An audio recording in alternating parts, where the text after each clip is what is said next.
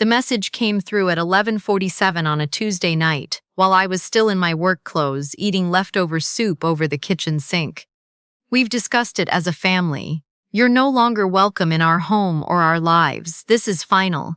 I read it 3 times. My mother had sent it. Below it, a thumbs-up reaction from my brother. He had actually reacted to it. I set my bowl down carefully, like if I moved too fast, something would break. The apartment was quiet except for the hum of the fridge and the distant sound of a snowplow scraping Yonge Street 6 floors below. I stood there in the fluorescent light of my kitchen and understood something with a clarity I had never felt before. I was no longer anyone's daughter, not officially, not by their choice. And then, very slowly, I opened my laptop. I'm a financial analyst. I've spent 8 years building models that predict what happens when you remove a single variable from a system. What I did next was not revenge, it was analysis. I removed the variable. I let the system show me what it was always going to become without me propping it up. The first thing I did was log into the joint account my father had insisted I share with him for emergencies. He'd set it up when I got my first real job, telling me it was a safety net, a way for the family to help each other in a crisis. In practice, it had been a way for him to transfer money out on months when his mortgage payment was short. I had never once said anything. I transferred my remaining balance to my personal account, then called the bank's after-hours line and had my name removed as a co-signer. The whole process took 22 minutes. When the representative asked if there was anything else she could help me with, I said no, thank you, and I meant it. Next was the family phone plan. 5 lines, all under my name, all on my credit card. My parents, my brother, his girlfriend, and a spare line my father used for business. I logged into the carrier portal, added a note to each line, transfer to new account holder by end of billing cycle, and then I removed my credit card from the autopay. I didn't cancel. That would send an alert. I just let it sit there, a silent timer ticking down to the end of the month, when 5 phones would simply stop working with no warning and no explanation. I sat back in my chair and stared at the ceiling. I should have felt something dramatic. Grief, maybe, or rage. What I actually felt was the specific, exhausted calm of someone who has finally stopped waiting for a train that was never coming. I picked up my phone and blocked every number. My mother, my father, my brother, his girlfriend who had somehow become the emotional translator for all family conflict despite knowing us for 18 months. I went through my email and filtered anything from their addresses directly to trash. I created a new iCloud account, moved my photos to it, and removed their access to the shared album we'd had since 2019. 4 years of Christmas dinners and cottage weekends and birthday cakes gone from screens without a sound. Then I went to bed. I didn't sleep, but I went to bed. Here's what they don't tell you about being the family's financial backbone. No one ever formally appoints you. It just happens. Someone needs help and you help. Then they need help again. Then it becomes expected. Then, somewhere along the way, it becomes invisible, because things that always work are the things no one notices. I started keeping track 3 years ago, not because I was planning anything, just because numbers make me feel steady when everything else feels uncertain. The total, as of that Tuesday night, was $94,000. That's not a typo. The first time was my parents' basement renovation in Mississauga.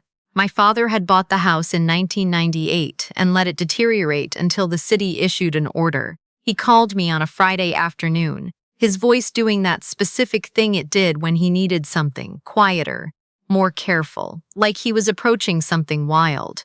He said the contractor needed a deposit by Monday or they'd lose the spot on his schedule. He said he'd pay me back in installments. He said he was good for it. I wired $28,000. The payback never came. What came instead was my mother mentioning to relatives at Easter that my father had sorted out the basement situation and implying it had something to do with his foresight in refinancing. I was in the kitchen when she said it, refilling the gravy boat. I remember looking at my own hands and thinking, that's strange. I don't remember being thanked. Then my brother. He wanted to start a landscaping business and needed equipment, a trailer, a commercial mower, blowers, a truck bed liner. He had a spreadsheet. He was 24 and he had a spreadsheet, and I was proud of him, genuinely. So I co-signed a loan and made the first 6 months of payments while he got established. When the business folded 11 months later, he handed me back the key to the storage unit where the equipment was sitting and said, "You can probably sell that stuff." The loan was in my name. The remaining balance was $19,000. I paid it off quietly over 14 months and never said a word at a family dinner about any of it. The rest of the $94,000 was smaller pieces.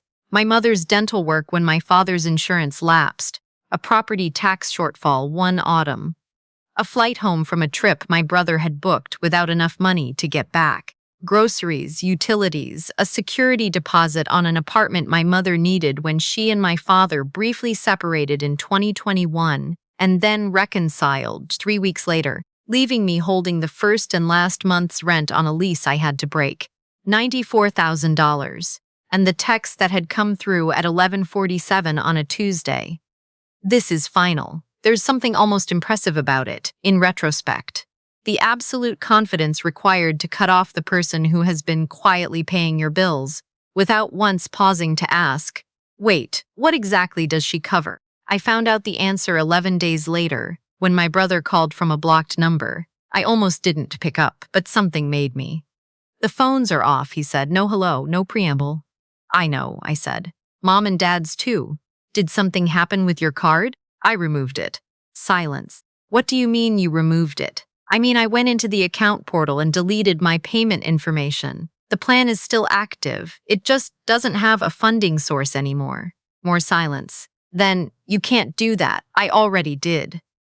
He hung up. 40 minutes later, my mother called from the neighbor's landline. I could tell because the number was a 905 area code I didn't recognize, and she was slightly breathless. The way she got when something had disrupted her sense of how things were supposed to go.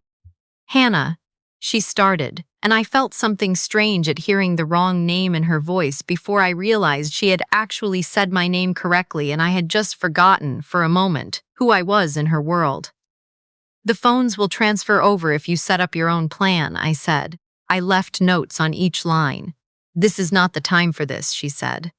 "Your father needs his phone for work, then he should set up his own plan," I said. "I'll text you the account number for the transfer before the end of the week from my personal email so you'll have it." I hung up before she could answer. What came next I was less prepared for. My father called the main line at my office. He had never done that before. I didn't know he even had the number. "My colleague Priya." "No, wait. A colleague, I'll call someone." My colleague told me there was a personal call for me, and I picked up thinking it was my building superintendent about a maintenance issue, and instead I heard my father's voice, low and careful the way it got when he wanted to sound reasonable while saying something completely unreasonable. "You're making a scene," he said. "This is embarrassing for everyone." "You sent me a text ending our relationship," I said. I adjusted my financial commitments accordingly. "That was a private family matter." "I agree. And this is my private financial matter. I will contact your firm's HR department," he said, and his voice dropped even further, into the register he used when he actually meant something. "I'll tell them you've been misappropriating client funds. I'll tell them you're unstable. You're a financial analyst, Sloane. You understand what that kind of accusation does to a career." He used my name like a weapon. I sat very still. In risk analysis, there's a concept called a correlated threat. It's when multiple risks are tied to the same underlying factor, so they all collapse together. My father had just shown me his entire hand. He wasn't operating from strength. He was operating from desperation. You don't threaten someone's career when you have other leverage. You threaten someone's career when it's all you have left. "I'm going to hang up now," I said. "If you contact my firm again, I'll be keeping records." I hung up and immediately forwarded my call log to my personal email. Then I called my grandfather's lawyer. My grandfather, my mother's father, had passed away 14 weeks earlier. I'd been at his bedside in the palliative care unit at Sunnybrook. My mother had been there too, and my father and my brother, and several aunts and uncles, and the atmosphere had been the specific kind of tense that happens when people are grieving and also mentally calculating. My grandfather had built something real, a house in Rosedale that had tripled in value since he bought it in the 1980s, a modest investment portfolio, a lake property in Muskoka that the whole family had used for summers my entire childhood. He had been the one person in my family who saw me clearly. When I was 19 and trying to figure out what to do after a gap year I hadn't entirely planned, he sat with me at his kitchen table and said, "You're the one who does the math. Don't let them convince you that's less valuable than the one who makes the speech." I didn't know what he meant at the time.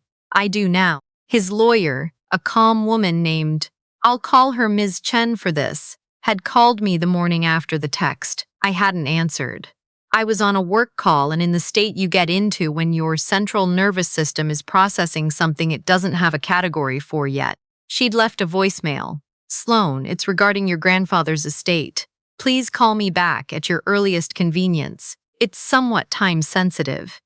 I called her back the afternoon. My father threatened my job. "I've been trying to reach you," she said. "The will reading is scheduled for this Saturday. Your whole family will be there. I wanted to speak with you before that, privately." "What for?" I asked. "Your grandfather was very specific about certain things," she said carefully. "I think it would be helpful for you to understand the structure of the will before you're in the room." "All right," I said. She told me. I sat there in my car in the underground parking garage of my building and I listened, and when she was done I said, "He knew. He said to tell you," she said, "that he always knew." I spent the next 4 days preparing. Not emotionally. I had spent 11 days doing that, mostly at 3 a.m., with a cup of tea and a blanket on my balcony watching the January dark over the city. This preparation was different. Practical. Strategic. The kind of preparation I would do before a high-stakes client presentation, where I needed to control the room without letting anyone know I was controlling the room. I dug out an old fleece from the back of my closet, faded navy, pilling at the collar, 2 sizes too big, left over from a university camping trip in 2013. I tried it on and studied myself in the mirror. I looked tired and slightly uncertain, and not at all like someone who had spent the week quietly untangling herself from a decade of financial servitude. Good. I practiced. Not lines. I never worked from a script. I practiced a posture, shoulders rounded slightly, gaze down, the occasional small, overwhelmed blink. In my work life, I read rooms for a living. I understand how people telegraph their assumptions, and I understood exactly what my family expected to see when they looked at me. They expected the version of me they had always needed, the one who would handle the hard parts and then disappear from the credit.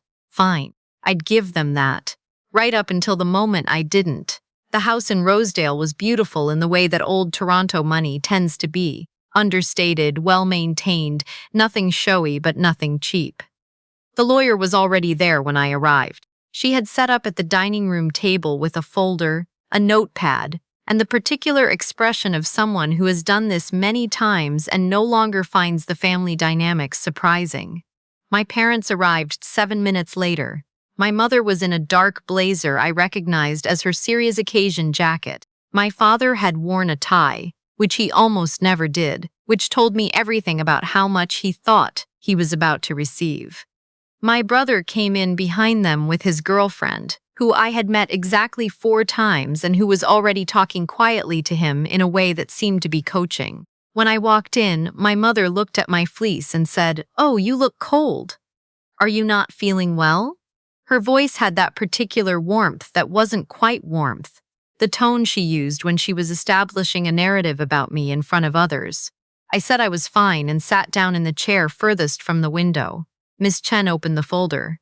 She read the assets: the Rosedale house, assessed at $2.1 million. The lake property in Muskoka, assessed at $890,000. The investment portfolio, approximately $640,000. A savings account with $115,000. Total estate, roughly $3.75 million.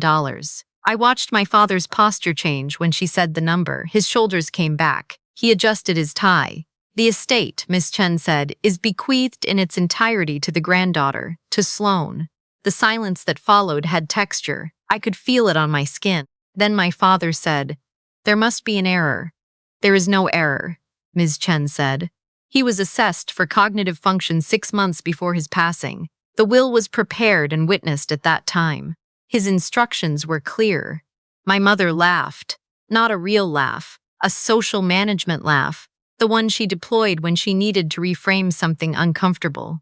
"Sloane can't manage a property portfolio," she said, and she gestured toward me in my faded fleece, my rounded shoulders, my deliberately unfocused expression. "She's been struggling. You know how she is. She worries. She gets overwhelmed. We should really discuss a trust arrangement, something supervised."